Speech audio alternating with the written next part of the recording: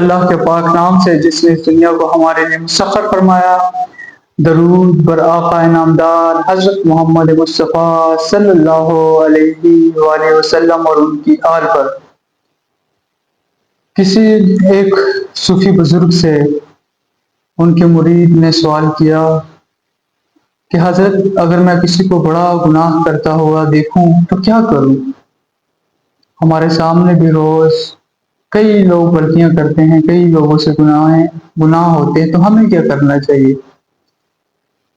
تصوف کیا کہتا ہے اس بارے میں، صوفیہ کیا کہتے ہیں اس بارے میں؟ تو آج اس ویڈیو میں ہم جانیں گے۔ تو مرید نے پوچھا کہ کسی کو گناہ کرتے ہوئے دیکھوں تو کیا کروں میں؟ تو صوفی نے خاموشی سے اپنی چادر کا ایک کونا اٹھایا اور زمین پر پڑی ایک مردہ بلی پر ڈال دی جو سڑک کے کنارے پڑی ہوئی تھی۔ پھر مسکرا کر کہا، جس طرح یہ بلی نظر نہیں آ رہی ویسے ہی کسی کی برائی کو بھی نظر انداز کر دو۔ نظر اندازی کی چادر ان غلطیوں یا ان گناہوں پر ڈال دو۔ اللہ خود ستار العیوب ہے، وہ بھی اپنے بندوں کے گناہوں کو چھپاتا ہے۔ کبھی اللہ نے کسی ولی اللہ کو یہ نہیں بتایا یا کسی پر ظاہر نہیں کیا کہ میرا فلاں بندہ یہ گناہ کر کے آیا ہے، یا اس کا گناہ ظاہر کر دو کسی پر۔ کسی کو اللہ پاک نے یہ اجازت نہیں دی، کیونکہ اللہ خود دوسروں کے عیوب کو چھپاتا ہے، تو کسی کو اجازت کیوں دے گا؟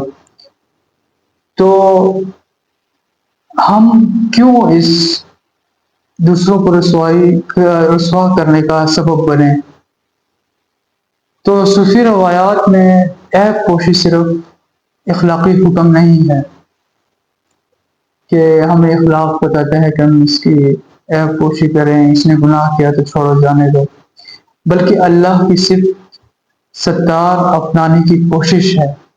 تصوف میں پردہ پوشی اللہ پاک کی صفت اپنانے کی کوشش کرنا ہے۔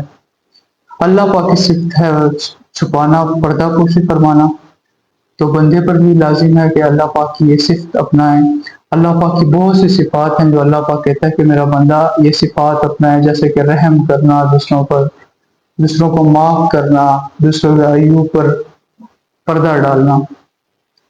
حضرت شیخ عبد القادر جیلانی رحمۃ اللہ علیہ فرماتے ہیں کہ جو کسی کے عیب چھپاتا ہے گویا وہ کسی کو اللہ کے غضب سے، کسی کی جان اللہ کے غضب سے بچاتا ہے۔ حضور نبی کریم صلی اللہ علیہ وآلہ وسلم کا فرمان ہے، جو دنیا میں کسی مسلمان کی عیب پوشی کرے گا، قیامت کے دن اللہ پاک اس انسان کی پردہ پوشی فرمائیں گے۔ یعنی اس نے دنیا میں ہم سب سے غلطیاں ہوتی ہیں، ہم سب سے گناہ ہوتے ہیں، لیکن اللہ پاک قیامت میزان تو اللہ پاک کا لگا ہوگا، سب دیکھ رہے ہوں گے، لیکن جو شخص کسی کے عیب پر پردہ ڈالتا ہے اللہ پاک قیامت والے دن اس کی غلطیوں پر پردہ پوشی فرما دیں گے، کسی پر ظاہر نہیں ہونے دیں گے۔ آج کے دور میں جہاں ہر غلطی وائرل کر دیتے ہیں ہم، کسی نے کوئی اگر ٹیڑھا چڑھ رہا ہے تو ہم اس کی ویڈیو بنا لیتے ہیں، کوئی اگر کسی سے کوئی بھی غلطی ہوتی ہے ہم وائرل کر دیتے ہیں، ویڈیو بنا کے موبائل چھپا کے پکڑ کے اس کی ویڈیو بنا دینی اور پھر فیس بک پہ ڈال دینی اور ادر سائٹس پہ۔ صوفیہ کا یہ سبق ہمیں سوچنے پر مجبور کرتا ہے، کیا ہم دوسروں کی غلطیاں یا گناہ اچھال کر انہیں شرمندہ کریں، یا پھر پردہ ڈال کر ان کے اصلاح کے راستہ بنانے والے بنیں؟ تو یہ آپ پر منحصر ہے کہ آپ ویڈیو بنا کر لوگوں کی غلطیاں اچھالنے والا بننا چاہیں گے، یا پھر اس بندے کو ساتھ بٹھا کر، سامنے بٹھا کر اس کے اصلاح کا ذریعہ بنے۔ عیب پوشی محض روایتی اخلاق نہیں ہے، یہ ہماری روایت میں ایسا نہیں ہے، بلکہ انسانی وقار کی بحالی کا ذریعہ ہے۔ یہ عیب پوشی انسانی وقار کی بحالی کا ذریعہ ہے۔ جیسے حضرت شمس تبریز رحمۃ اللہ علیہ فرماتے ہیں کہ دوسروں کے زخموں پر مرہم رکھو، نمک مت چھڑکو، کیونکہ کل تمہارے زخم بھی کھل سکتے ہیں۔ خلاصہ یہ کہ فارسی کا ایک شعر ہے، اس کا ترجمہ کچھ یوں ہے کہ اپنے عیوب کو دیکھتا ہو، اپنے عیب کو دیکھتا ہو، دنیا کی طرف سے آنکھیں بند کرتا ہے اور دوسروں کے عیبوں کو چھپاتا ہے، بس یہی بندہ خدا ہے، بس یہی بندہ خدا ہے۔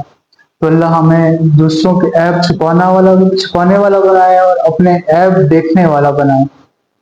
اپنے عیب دیکھنے سے ہم جو ہے ہماری اصلاح ہوتی ہے، ہم وہ غلط راستہ چھوڑ دیتے ہیں اور جو اللہ اور اس کے رسول کا راستہ ہے وہ اپنانے والے بن جاتے ہیں۔